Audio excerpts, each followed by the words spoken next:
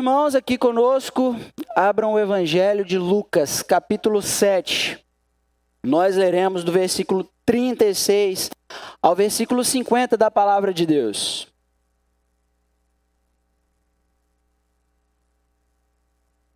O Evangelho em Lucas, capítulo 7, nós faremos a leitura do texto sagrado, do versículo 36 ao versículo 50 da palavra de Deus. Lucas 7, 36 a 50 está escrito, palavra de Deus. Convidado por um dos fariseus para jantar, Jesus foi à casa dele e reclinou-se à mesa. Ao saber que Jesus estava comendo na casa do fariseu, certa mulher daquela cidade, uma pecadora, trouxe um frasco de alabastro com perfume e se colocou atrás de Jesus aos seus pés. Chorando, começou a molhar-lhe os pés com suas lágrimas.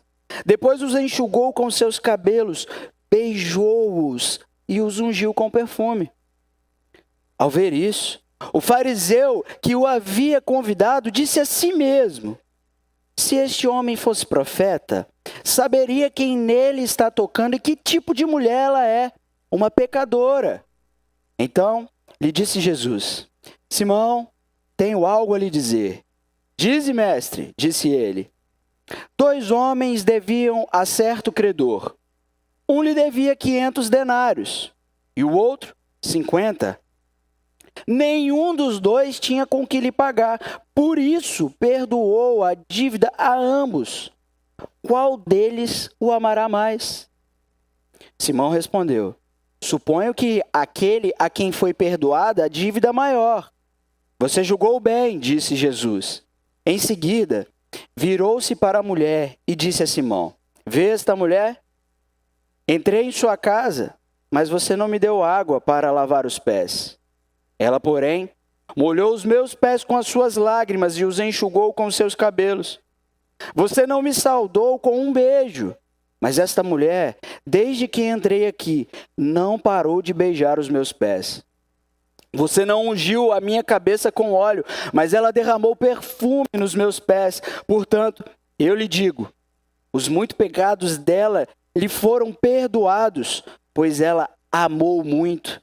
Mas aquele a quem pouco foi perdoado, pouco ama. Então Jesus disse a ela: seus pecados estão perdoados. Os outros convidados começaram a perguntar: quem é este que até perdoa pecados? Jesus disse à mulher: sua fé a salvou, vá em paz. Até aqui a nossa leitura, e a gente ora pedindo ao Deus Santo, ao Espírito de Deus, que Ele ilumine os olhos do nosso coração e nos dê discernimento diante da sua palavra. Deus, em nome de Jesus, pedimos ao Senhor nesse tempo, aqui reunido no Teu nome, que o Teu Espírito, Senhor Deus, ministre sobre a nossa vida, dando-nos direção, Senhor. Permita-nos ouvir a Tua voz, Deus. Que não seja nada senão a Tua voz a ser ouvida aqui. Que não seja nada senão a Tua voz a falar aqui. Então, Espírito de Deus, pedimos, por favor, fala conosco. Abençoa-nos, Deus, com a Tua presença. Tenha misericórdia de nós. Nós estamos reunidos no nome do Teu Filho amado para pedir que o Senhor fale conosco, fale ao nosso coração. E nós te pedimos isso em nome de Jesus. Amém. Amém. Gente, quando eu era primeira série, já faz algum tempo, eu tinha uma professora que ela contava algumas histórias para a turma. Uma vez na semana, às vezes na sexta-feira, ela contava uma historinha no final da aula. E teve uma história que me marcou. E a história que ela contou para a gente, ela disse que uma mulher, ela fez uma certa oração. Ela pediu a Deus para que Jesus pudesse vir jantar na casa dela, para que Jesus pudesse vir à casa dela. E aí Deus respondeu e disse que Jesus iria à casa dela, que estaria com ela naquela noite. Então aquela mulher começou os preparativos junto da sua família. Jesus vem aqui hoje, gente. Vamos fazer uma comida boa. Então eles prepararam um banquete e ficaram aguardando o horário. Quando deu às 19 horas, o horário que eles estavam esperando pela chegada de Jesus, ouviu então bater a porta. E quando bateu a porta, abriram a porta, estava lá um mendigo. Naquela ocasião, ela viu aquele homem e pediu que ele se retirasse. Ele disse: eu tenho fome, eu quero jantar. E ela pediu: retire-se daqui, junto do seu marido. Então eles expulsaram aquele mendigo ali da porta. E aí, um pouco depois, aquele mendigo voltou e bateu a porta. E aí aquela família novamente tocou ele dali. Ele disse: eu tenho fome, dá-me de comer. E aquela família disse: não, aqui não, por favor, dá licença, a gente está esperando um convidado especial. E aí, novamente, eles ouviram bater a porta. E quem estava lá? O mendigo, insistente, querendo comer. E eles disseram para ele: vai embora, nós não queremos você aqui. E o mendigo foi embora. Ele se retirou. Ficaram ali o restante da noite, aguardando a chegada de Jesus, e nada aconteceu. Frustrados, guardaram toda aquela refeição, e aquela mulher foi para o quarto orar, e aí ela foi chamar a atenção de Deus. Deus, o Senhor combinou comigo. O Senhor disse para mim que Jesus viria, que ele estaria aqui para jantar, e ele não veio. E aí a resposta de Deus foi: sim, eu estive. Eu, Jesus, estive aí como um mendigo vestido. Essa professora contou essa história para a gente e me marcou naquela época. Tinha um aspecto moral da gente poder amar o próximo, de cuidar das pessoas, seja lá qual fosse a aparência. Eu ilustro com essa história para mostrar que existem aspectos semelhantes aqui no texto que a gente acabou de fazer a leitura. Nós temos um fariseu, um homem de importância, convidando Jesus a estar na casa dele, a fazer parte daquela ceia, aquele momento de jantar. E ele recebe Jesus, mas quando a gente faz a leitura do texto, talvez a gente nem perceba que o texto mostra Jesus entrando na casa e sentando na mesa, mas não existe nenhuma recepção. Ele é o convidado de honra, mas não é honrado. Mas aí o texto vai mostrar para a gente que, de repente, irrompe na história uma mulher. E o texto diz: uma mulher pecadora. E essa mulher pecadora é quem passa a honrar Jesus. O texto mostra que ela chega com as suas lágrimas e lava os pés de Jesus, e com os seus cabelos ela seca os pés de Jesus, e ali com um jarro que ela havia trazido, ela despeja perfume nos pés de Jesus. Isso pode pensar assim, mas que honra tem nisso? É porque dentro da cultura judaica era comum, quando se recebia alguém para uma festa, o anfitrião recebia aquela pessoa com honrarias. Então ele dava ali uma vasilha, lavava os pés do seu convidado, e ele secava os pés do seu convidado e ungia a cabeça do seu convidado com óleo. E nada disso aconteceu, mas uma mulher pecadora irrompe no texto e faz tudo isso. E aí o texto vai mostrar para a gente que esse homem olha para si e pensa consigo mesmo: se esse homem aí fosse profeta, esse Jesus que eu convidei, se ele fosse mesmo profeta, ele ia saber quem é que estava tocando nele. Uma pecadora, como que ele admitiria uma coisa dessa? Enquanto ele pensa isso, Jesus diz para ele: Simão, eu tenho uma coisa a te dizer. E ele então diz: dize, mestre. E aí Jesus, ele, para alcançar o nosso coração e a nossa memória, ele usa sempre parábolas, que são histórias das quais ele ilustra para trazer um significado do que ele quer falar. E ele conta uma parábola, então, para Simão e para os convidados que estavam ali presentes. Ele diz: Simão, é o seguinte, haviam dois homens que tinham uma grande dívida. Aliás, um tinha uma maior e o outro tinha uma dívida menor. Mas nenhum daqueles dois homens podiam pagar a dívida. Eles eram incapazes de pagar a dívida. Então, o credor perdoou a dívida dos dois. A pergunta que eu faço para você, Simão, a pergunta de 1 milhão. Qual dos dois amará mais aquele que o perdoou da dívida? Ele disse: eu suponho que é aquele que foi mais perdoado. Jesus disse bem. É exatamente isso. E aí a atenção volta para a mulher, e Jesus se volta para aquela mulher que estava ali honrando ele, e aí ele diz: você está vendo essa mulher? Você não. Você não. Você não. Ela fez. Você não. Ela fez. Você não. Isso aparece 3 vezes no texto. Jesus mostrando aquela mulher como um exemplo ali diante do Simão, uma mulher que foi muito perdoada, de alguém que recebeu o perdão e que estava dando as devidas honras a Jesus. Quando a gente olha para esse texto, o que a gente tem de elemento central aqui é o perdão. é o perdão da dívida. O que nós temos a comunicar a partir desse texto e aprender a partir desse texto é o perdão daquele que deve. Aquele que tem uma dívida que é incapaz de pagar, mas que é perdoado. Então, o que a gente vai encontrar nesse texto, diante desse tema central? A gente tem um que recebe e que aceita o perdão, e o outro que rejeita o perdão. Nós temos um que é muito perdoado e um que é pouco perdoado. Nós temos um que recebe e o outro que rejeita o perdão. Então, diante disso, eu queria trabalhar o seguinte tema aqui nessa noite com vocês. O que o perdão de Deus pode produzir na sua vida? O que o perdão de Deus pode produzir na sua vida?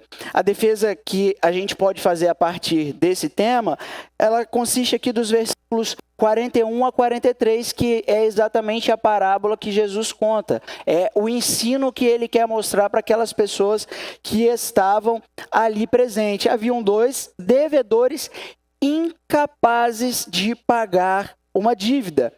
E a palavra que aparece aqui, tanto no 42 quanto no 43, no original, que aqui é traduzido por perdoada a dívida, no original, a palavra errarissato, que é a mesma palavra que tem a raiz de caris, que a gente traduz por graça, essa palavra ela tem o seguinte significado. A palavra que nós traduzimos aqui no texto por perdoada a dívida, ela significa deu de presente aquilo que lhe devia. Essa palavra que nós traduzimos aqui para perdoada a dívida é deu de presente aquilo que lhe devia. Porque quando nós olhamos para esse aspecto da graça, o que fica entendido para nós é que Deus dá de presente o valor que você é incapaz de pagar a Ele. Deus dá de presente o valor que você é incapaz de pagar a Ele. Então o tema é o que o perdão de Deus pode produzir na sua vida. Em primeiro lugar, o perdão de Deus pode produzir na sua vida a rejeição a Deus. Não se escandalize. Essa é a condição natural de todos nós, rejeitar o perdão de Deus. Abrir mão do perdão de Deus. Olha para o versículo 29 e versículo 30, e a gente começa a compreender que o que está acontecendo aqui, que o Evangelho de Lucas está narrando para a gente, é justamente aquilo que acontece no contexto em que Jesus vivia. Versículo 29 e 30, está escrito: todo o povo, até os publicanos, ouvindo as palavras de Jesus, reconheceram que o caminho de Deus era justo, sendo batizados por João. Versículo 30.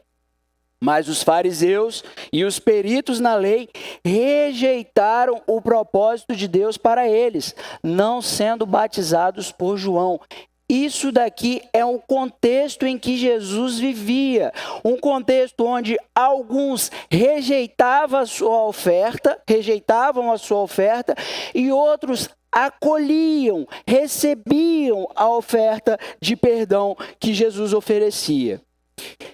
Dia 18 de dezembro de 1865, nos Estados Unidos, foi assinada a lei que acabava com a escravidão nos Estados Unidos da América. 18 de dezembro de 1865. E alguns noticiários registraram pouco tempo depois que ocorreu a abolição da escravidão nos Estados Unidos, alguns noticiários divulgaram o seguinte, que muitos daqueles escravos que haviam recebido a liberdade estavam voltando para os seus senhores. Isto porque eles não sabiam viver uma vida de liberdade. Porque eles não sabiam viver livres, eles então voltaram para os seus senhores, para trabalhar no campo, para viver a vida de escravo como eles tinham. Eles abriram mão do que era mais importante para eles, a liberdade. A liberdade que eles tinham. Abriram mão daquele perdão que eles haviam recebido. Podiam agora viver livres. Então eles se voltam para os seus senhores, abrem mão disso. E aqui, o que a gente precisa observar no texto?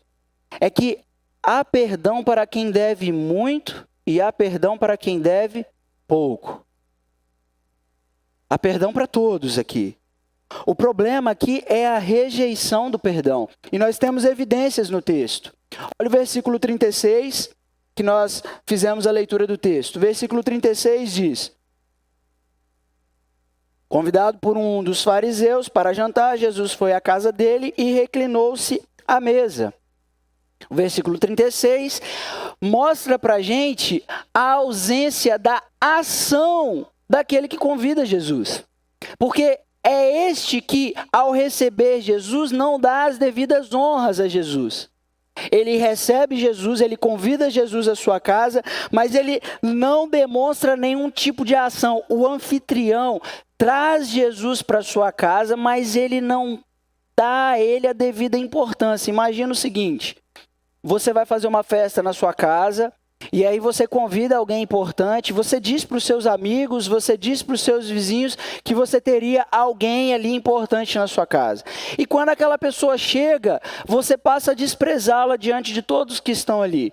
Você não dá a devida atenção àquele convidado diante de todas as pessoas da sua convivência, os seus vizinhos, os seus amigos, os seus familiares. Era mais ou menos isso que estava acontecendo aqui. Quando o texto narra isso para a gente, isso fica mais evidente nos versículos seguintes, porque irrompe com a história a mulher pecadora, porque é ela que vai fazer aquilo que o anfitrião devia fazer. Esse homem, apesar de ter convidado Jesus, ele rejeitava a oferta que Jesus já vinha oferecendo ao povo de Israel. Então, o texto mostra isso para a gente. E o que a gente tem que trazer de aplicação a partir disso? Uma vez que era comum para esse tipo de ocasião convidar vizinhos, convidar as pessoas do convívio, os familiares. O que existe aqui no texto? Desprezo, superficialidade e indiferença. A pergunta que a gente faz para entender se a gente rejeita ou não o perdão de Jesus é: como eu lido com o perdão dos meus pecados? Como você lida com o perdão que Jesus te oferece, o perdão dos seus pecados, quando ele acaba com os seus pecados, te purifica dos seus pecados? De que maneira você lida com isso diante das pessoas? Será que não é com superficialidade? A gente lida com isso de uma maneira muito superficial. Será que não é de uma maneira indiferente? Com desprezo até, com descaso. Com a vida daquele que se entregou por nós. Aquele que se doou por nós. Para acabar de uma vez com toda com os nossos pecados. Como é que você lida com o perdão que você recebe da parte de Jesus? No seu dia a dia. Com as pessoas do seu convívio. Olha para o versículo 39 e perceba o que acontece aqui também. Ao ver isso, o fariseu que o havia convidado disse a si mesmo. Ele disse para si: se este homem fosse profeta, saberia quem nele está tocando e que tipo de mulher ela é, uma pecadora. Uma segunda maneira da gente rejeitar o perdão de Jesus é: se em primeiro lugar nós vimos uma rejeição aparente, visível, onde as pessoas percebiam a indiferença com que ele tratava Jesus ali, a maneira superficial e de desprezo com a qual ele lidava com Jesus ali, um segundo momento a gente encontra ele fazendo uma pergunta ali para si mesmo. A segunda maneira com a qual nós podemos rejeitar a Jesus é no íntimo, é no nosso íntimo, no nosso interior. De que maneira? 1 João, a primeira carta que João escreve, no capítulo 1, versículo 9, João escreve dizendo: se confessarmos os nossos pecados, Ele é fiel e justo para nos perdoar e nos purificar dos nossos pecados. Está escrito.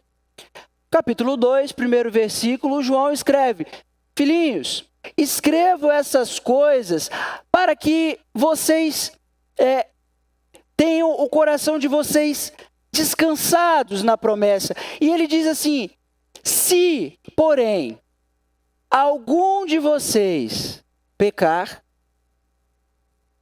lembrem-se, vocês têm um advogado junto ao Pai. Um advogado junto ao Pai, que se entregou por você. Se entregou para a purificação dos seus pecados, para acabar com os seus pecados. Por que eu estou usando esse texto aqui como abordagem para a gente pensar? Gente, é muito comum alguém vir até nós com um peso na consciência. A pessoa cometeu algum pecado já há algum tempo, teve algum deslize, algum vacilo, mas aquilo fica ali, mastigando, apertando, e a grande dificuldade daquela pessoa de aceitar o perdão. Porque o que a Bíblia diz é que Ele é fiel e justo para purificar, para perdoar dos nossos pecados.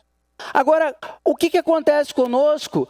Acontece conosco é que nós não cremos que Jesus Cristo é suficiente para perdão dos nossos pecados, porque a gente sempre quer fazer alguma coisa a mais para a gente se sentir digno do perdão. Gente, não há nada que possamos fazer. Lembra que esse texto está ensinando para nós o seguinte: haviam 2 devedores. Qual deles podia pagar a dívida? Nenhum. A questão é, nenhum de nós podemos pagar pelos nossos pecados. Nenhum de nós tem a capacidade de chegar diante de Deus e dizer assim: olha, Deus, eu pequei, mas eu fiz coisas boas também. Por que eu digo isso? Nós lemos aqui, eu citei 1 João capítulo 1, versículo 9, o texto diz que Deus, ele é fiel e justo. A pergunta que eu faço é a seguinte: gente, Deus seria justo se Ele deixasse passar impune os meus pecados? Seria justo? A gente podia chamar Deus até de bonzinho, né? Se Ele fizesse de conta que não viu o meu pecado.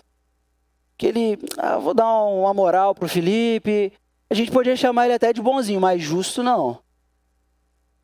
Pensa o seguinte: um homem comete um assassinato terrível e ele está diante do juiz, e aí ele chega diante do juiz e ele fala: olha, seu juiz, eu matei mesmo, mas por outro lado eu já fiz muita coisa boa.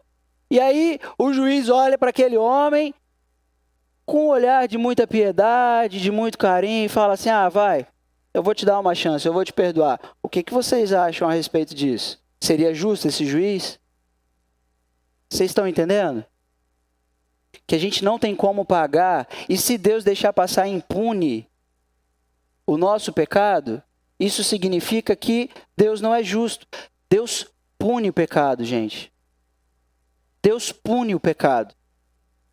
Deus não deixa passar impune o pecado. Mas qual é a maneira com a qual Deus pune o pecado? O Senhor Deus pune o pecado em Cristo Jesus. É sobre Ele que Ele derrama a sua ira.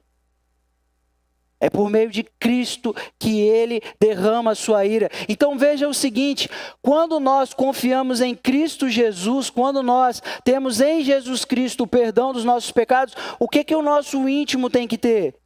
Paz. Paz com Deus. Porque está escrito: estão perdoadas as suas dívidas. Mas a gente rejeita.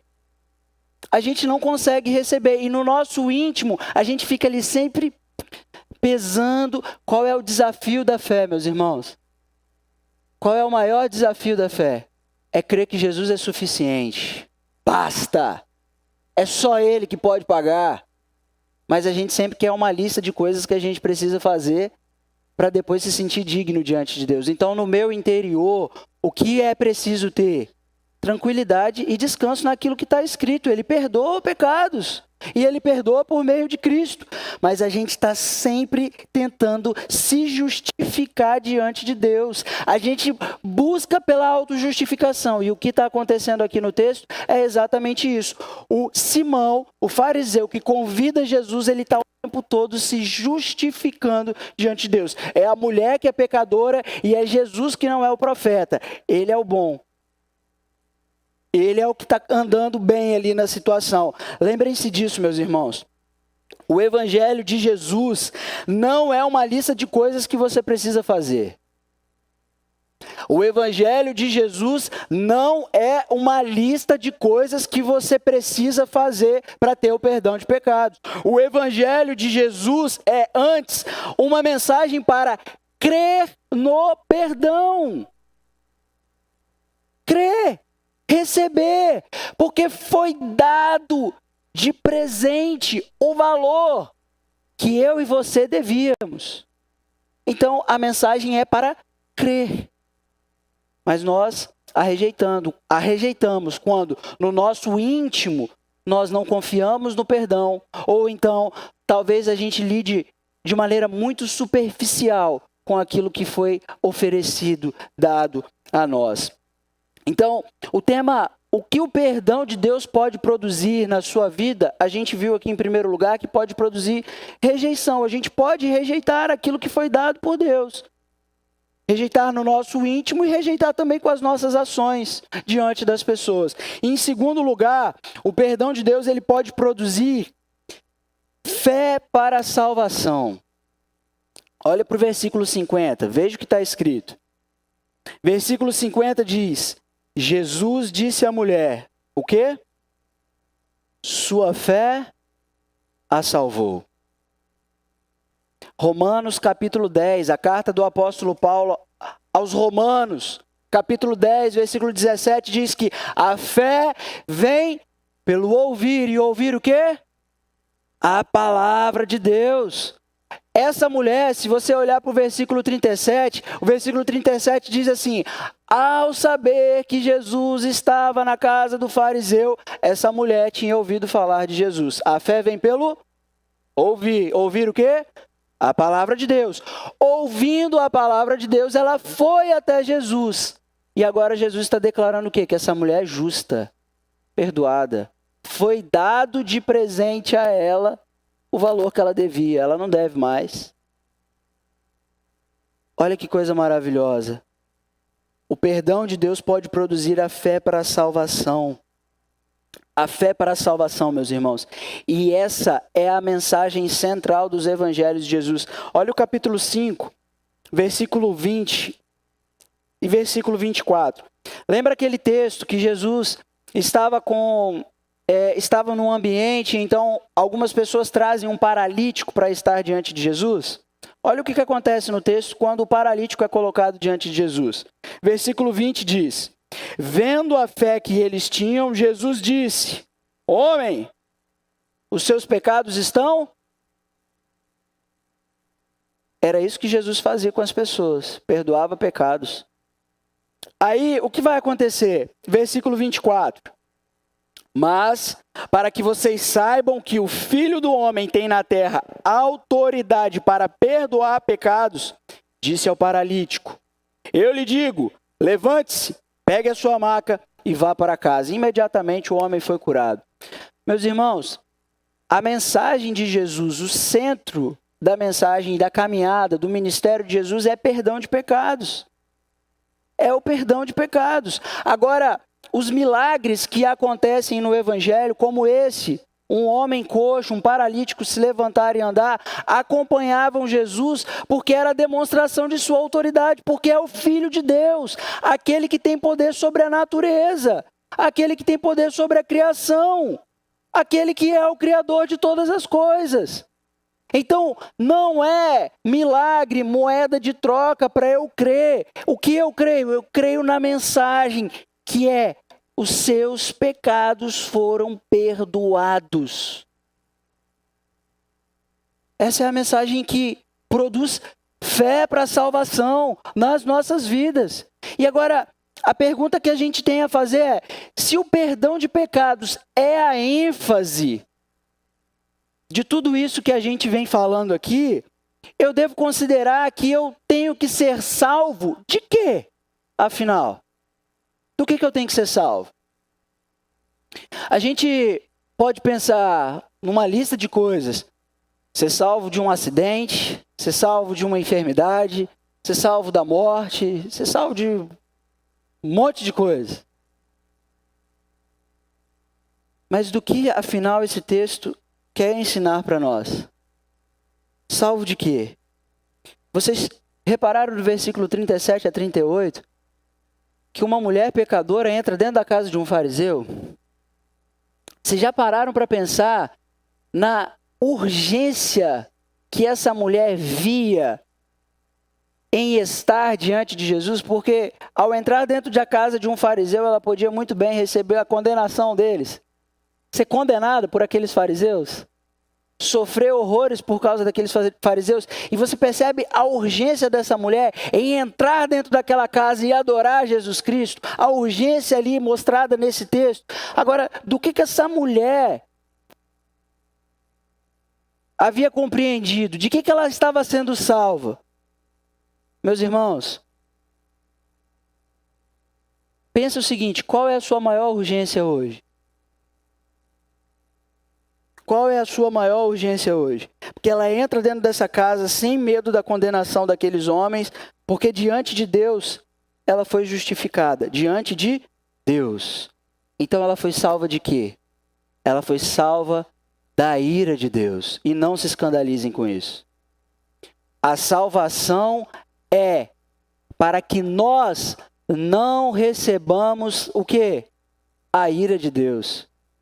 A ira de Deus, meus irmãos. Por favor, vamos ler o que está escrito em Romanos, na carta de Paulo aos Romanos, capítulo 3. Vou pedir para projetar aqui Romanos, capítulo 3, versículo 21 a 26.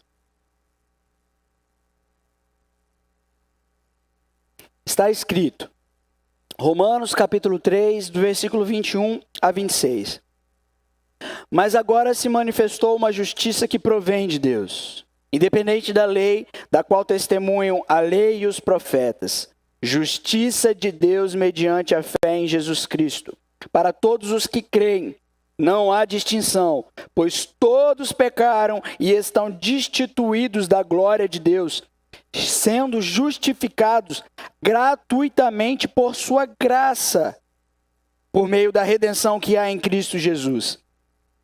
Deus o ofereceu como sacrifício para propiciação mediante a fé, pelo seu sangue, demonstrando a sua justiça. Em sua tolerância, havia deixado impunes os pecados anteriormente cometidos, mas no presente demonstrou a sua justiça, a fim de ser justo e justificador daquele que tem fé. Pecado tem punição, tem derramamento de sangue. Pecado tem punição. Deus não seria justo se ele não manifestasse a sua ira diante do pecado. Agora, sobre quem Deus manifestou a sua ira? Foi sobre Cristo Jesus naquele madeiro pendurado. Meus irmãos, é sobre Jesus Cristo que vai ser derramada a ira de Deus. Era por isso que Cristo no Getsêmani agonizava dizendo: Pai, se possível, afasta de mim esse cálice. Porque era a dor da separação, a dor da ira que ele estava para receber, a ira de Deus por causa dos pecados de quem? Meus e seus. Por causa desses pecados, que eu e você somos incapazes de pagar. Incapazes de pagar. Nós não temos condições de, diante de Deus, nos apresentar justos, senão por meio de Jesus. É somente por meio dele que nós recebemos a justificação. É somente por meio de Jesus Cristo que nós recebemos graciosamente o perdão de toda a nossa dívida. Ele é o presente de Deus para mim e para você, porque Deus deu o seu único filho. o seu único filho para pagar a nossa dívida. E como que isso aconteceu? De que maneira que Deus demonstra o seu amor por nós? De que maneira? Publicamente. A carta aos Colossenses, capítulo 2, vai dizer os versículos 14 e 15, que ele rasgou o escrito de dívida que era contrário a nós. Ele cancelou as nossas dívidas. De que maneira? No oculto, no céu, lá entre os anjos, para que nós não tivéssemos contato e víssemos o horror da ira de Deus? Não! Ele fez isso publicamente, demonstrando tanto o seu amor por nós, quanto a sua ira com o pecado na cruz. E é na cruz que o Senhor Jesus paga todos os nossos pecados. Ali nós temos a propiciação, o favor de Deus, a misericórdia de Deus, meus irmãos. Aquilo que eu e você éramos incapazes de fazer, Deus faz. É por isso que nós chamamos graça. Porque Deus dá o valor da nossa dívida. Dá o valor da nossa dívida.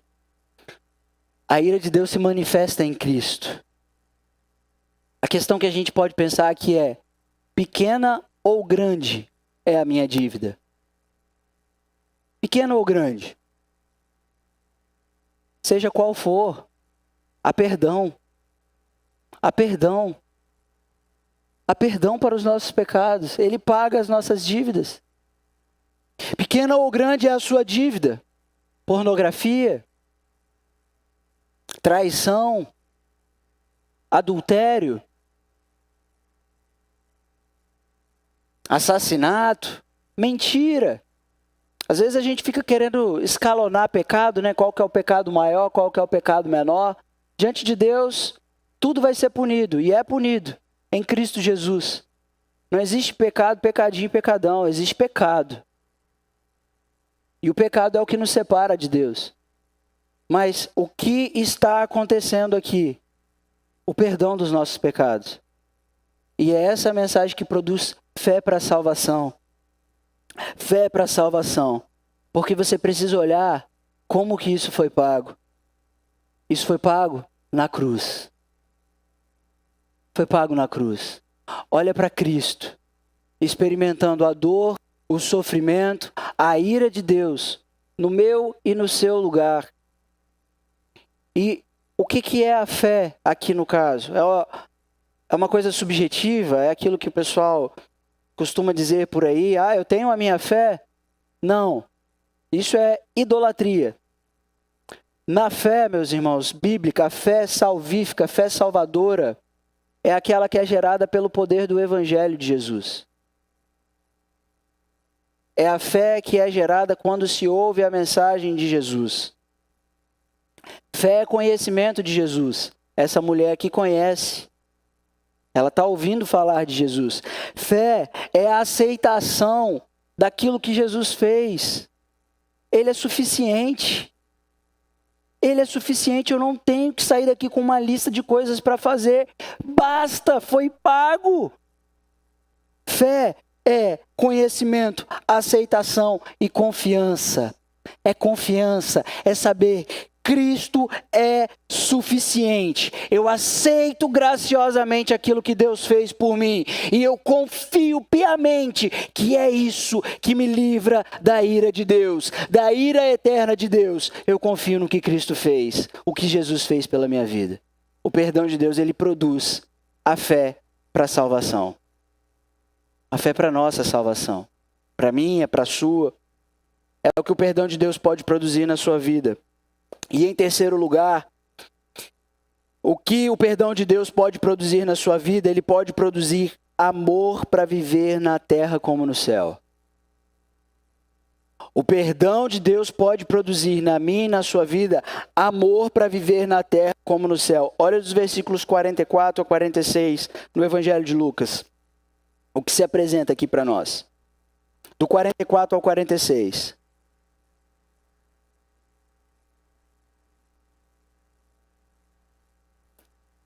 Em seguida, virou-se para a mulher e disse a Simão: Vê esta mulher? Entrei em sua casa, mas você não me deu água para lavar os pés.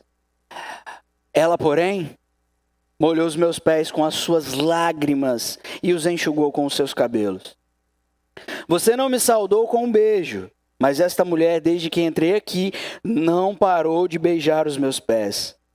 Você não ungiu a minha cabeça com óleo, mas ela derramou perfume nos meus pés. Portanto, eu lhe digo, os muitos pecados dela lhe foram perdoados, pois ela amou muito. Mas aquele a quem amou pouco foi aquele que foi pouco perdoado, pouco ama.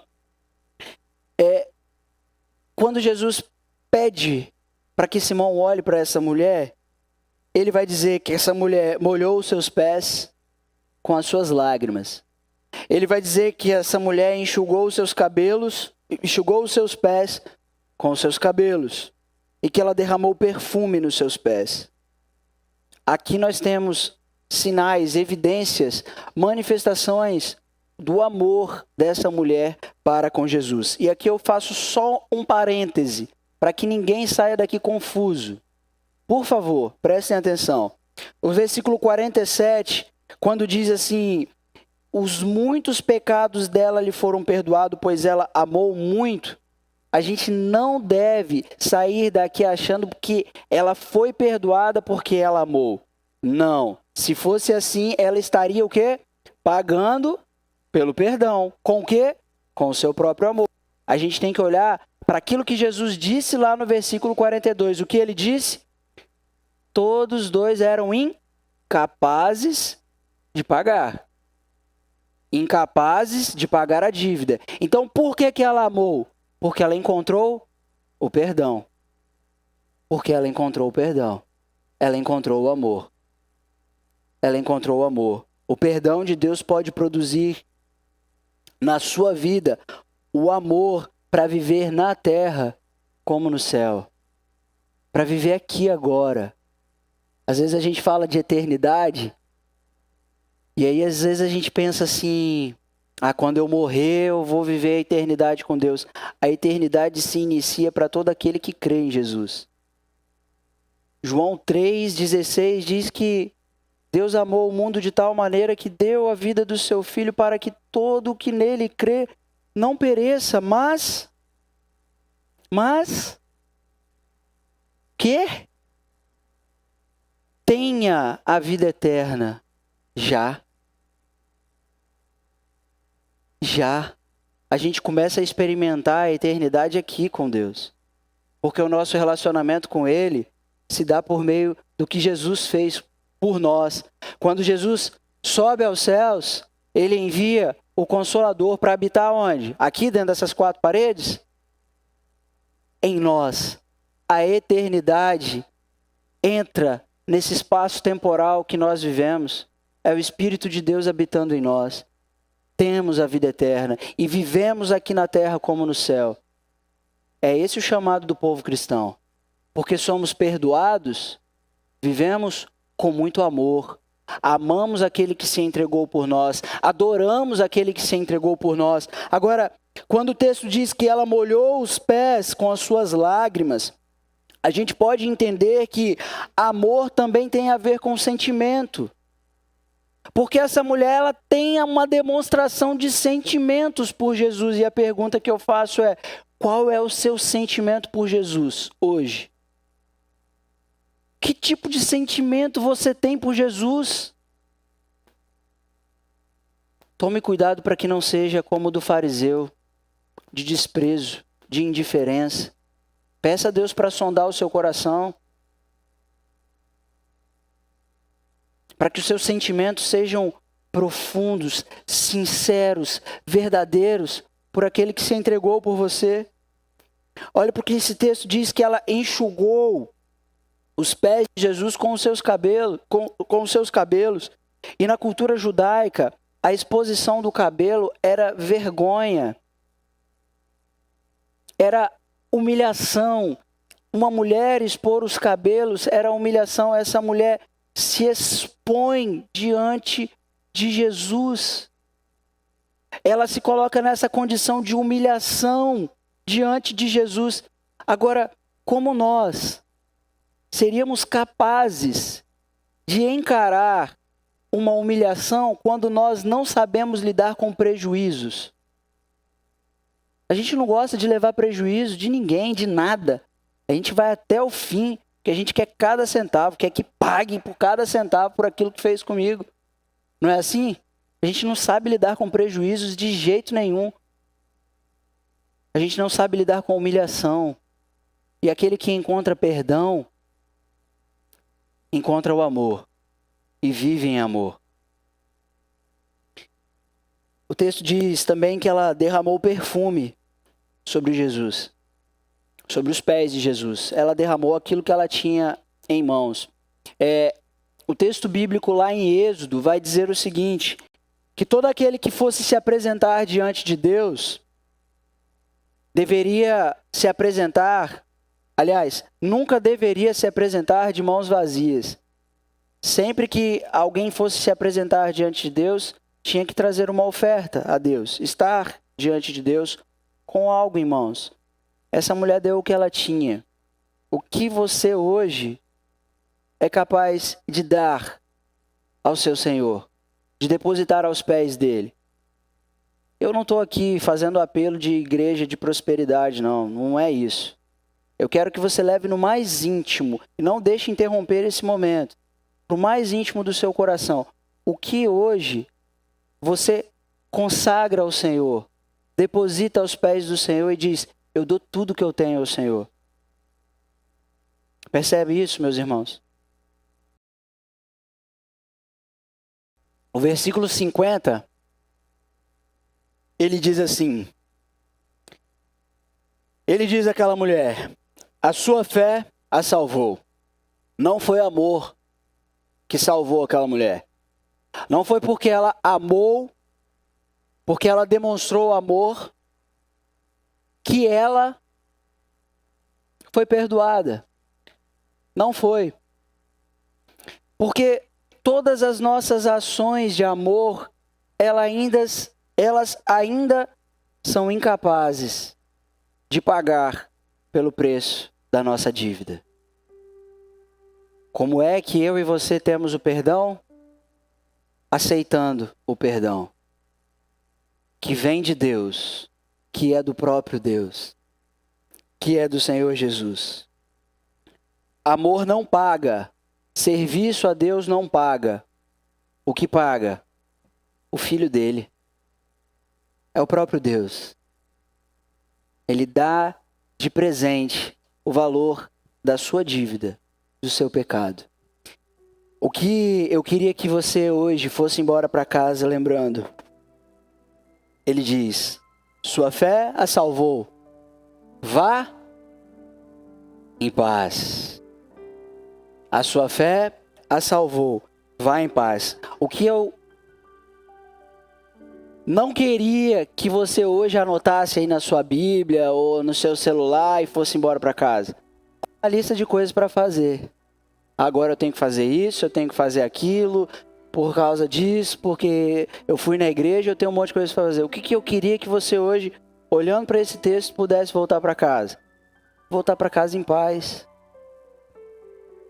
Confiado naquele que perdoa pecados. Deus perdoa pecados, paga as nossas dívidas. E é pela fé que a gente se reúne em torno dessa mesa para comer e beber.